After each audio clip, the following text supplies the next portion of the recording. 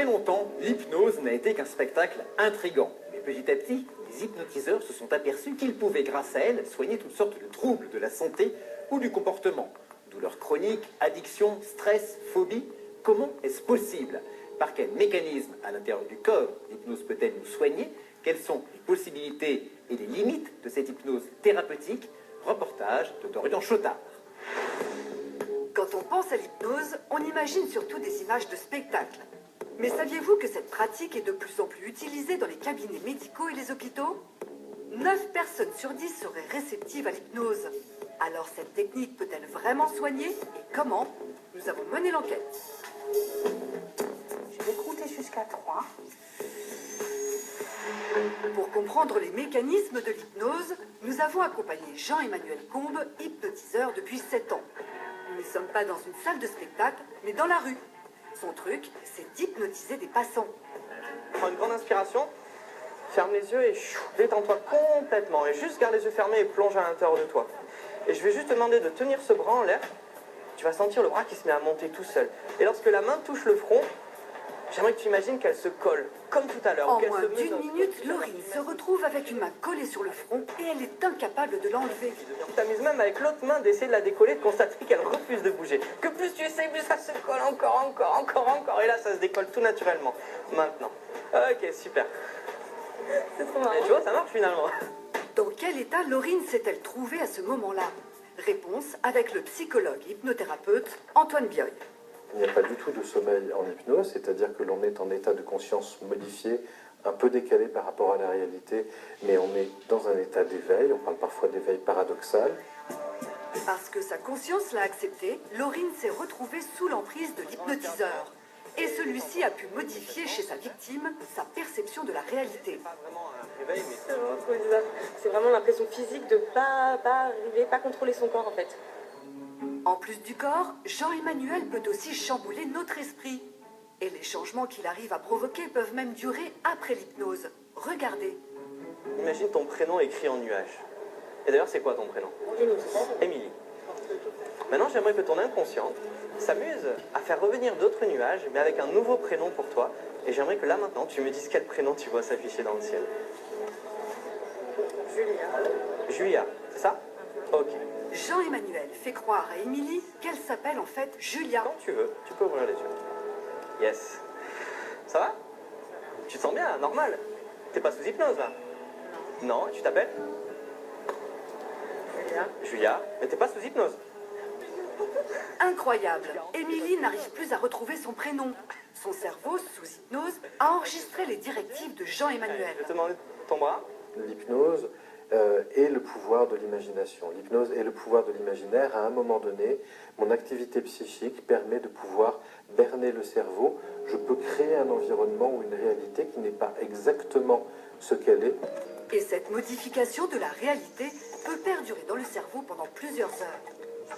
C'est justement à cause de la persistance de ces effets que l'hypnose est de plus en plus utilisée par les médecins pour soigner des troubles psychiques comme le stress, les addictions ou les phobies. Et s'il y a bien une peur très répandue, c'est celle du dentiste. Vous êtes plus d'1 Français sur 2 à la ressentir, en particulier les enfants. Pour eux, certains dentistes utilisent une forme d'hypnose très ludique. Ça va? Tu chauffes l'hypnose, ça sert à capter l'attention de l'enfant pour que l'attention de l'enfant n'est pas orientée vers le soin dentaire, vers tout ce qui concerne sa bouche. Pour canaliser l'attention de Mohamed, son petit patient de 5 ans, la dentiste imagine avec lui une histoire. Et là, aujourd'hui, on va faire un jeu avec Batman, tu veux bien? Oui. Est-ce que tu peux me dessiner le ballon de Batman, tout bleu? Tu le fais? Voilà, grand ballon. C'est toi qu'on va raconter. L'enfant est plongé dans un monde imaginaire dans lequel le docteur intègre les instruments qu'elle utilise. Le bruit de la fraise peut par exemple devenir un moteur de voiture. Et la bouche de Mohamed, c'est le garage pour réparer la voiture. La Batmobile, elle est cassée. Elle va au garage maintenant. Alors, tu peux m'ouvrir la bouche comme le garage? Ouais, c'est bien. L'hypnose joue donc sur notre imaginaire, mais elle peut aussi influencer notre perception de la douleur en la diminuant. Explication. L'hypnose permet au cerveau d'envoyer ce qu'on appelle un signal inhibiteur descendant. C'est un signal qui va descendre le long de la moelle épinière et qui va contrecarrer le signal de la douleur qui, lui, remonte le long des relais médulaires, et le signal descendant va inhiber ou diminuer la perception de la douleur. En clair, le signal de la douleur n'arrive plus, ou alors moins fort, jusqu'au cerveau. Cela permet aux médecins de diminuer les doses d'anesthésiants ou de remplacer une anesthésie générale par une anesthésie locale. Grâce à ce pouvoir, l'hypnose s'invite de plus en plus dans les hôpitaux, lors d'accouchements, d'opérations ou dans le traitement de la douleur.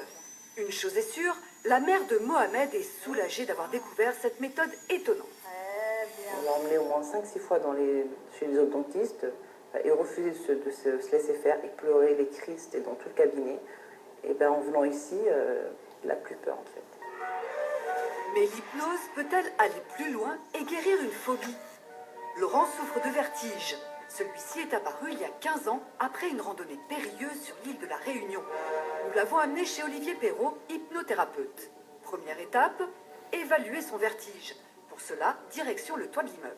Vas-y, approchez-vous, et puis dites-moi ce qui se passe. Est-ce que ça c'est haut? Qu'est-ce que vous ressentez? Oui, c'est un peu haut, ouais. Ouais, c'est dur là de rester comme ça là sur le bord là? Ouais. Ouais.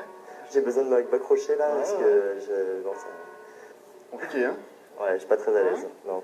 Ce que j'ai ressenti en me penchant, c'est d'être aspiré par le vide, la sensation de rien avoir sous les pieds et les jambes qui flanchent. En fait, le vertige, c'est déjà une forme d'auto-hypnose négative. C'est la peur de la chute qui fait chuter. Et il se voit tellement tomber que il commence à se sentir tomber. Et donc c'est ce cercle vicieux qu'il faut casser. Une fois les yeux fermés. Pour cela, l'hypnothérapeute va faire revivre à Laurent son traumatisme de l'île de la Réunion, mais sous hypnose. Vous pouvez repartir sur cette île. Vous voyez surtout ce tout petit sentier. Et là, sur le côté, le vide. Et vous allez faire exprès de regarder tout en bas pour faire monter la tension. Bien qu'assis dans ce fauteuil, Laurent, dans sa tête, est en train de marcher sur un sentier étroit. Les neuroscientifiques l'ont constaté, l'hypnose modifie l'activité cérébrale. On observe sous hypnose, alors par exemple, une augmentation du débit sanguin cérébral au niveau des zones occipitales. Ce sont ces régions à l'arrière du cerveau qui génèrent les images, et certainement que cette augmentation d'activité est liée à la production d'images spontanées et cette sorte de développement de créativité pendant l'hypnose. Laurent est donc comme dans un rêve. Il revit sa randonnée.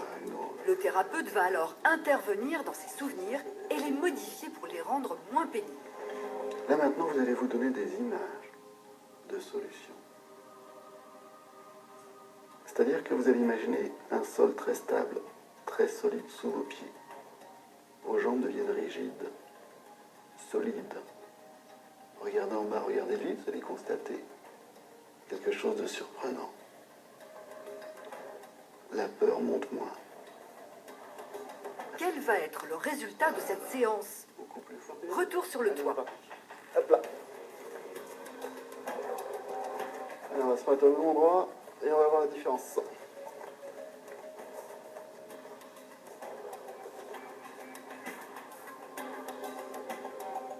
Au bord du vide, sans se tenir, même pas appuyer sur le bord, c'est génial. Ça, il y a 1 heure, vous étiez incapable. Ouais, je vois vraiment le changement. Je me dis c'était vraiment bête comme... Enfin, c'est vraiment bête quoi, comme peur. Parce que là, ça me fait un peu ni chaud ni froid maintenant. Une seule séance d'1 heure a suffi pour aider Laurent.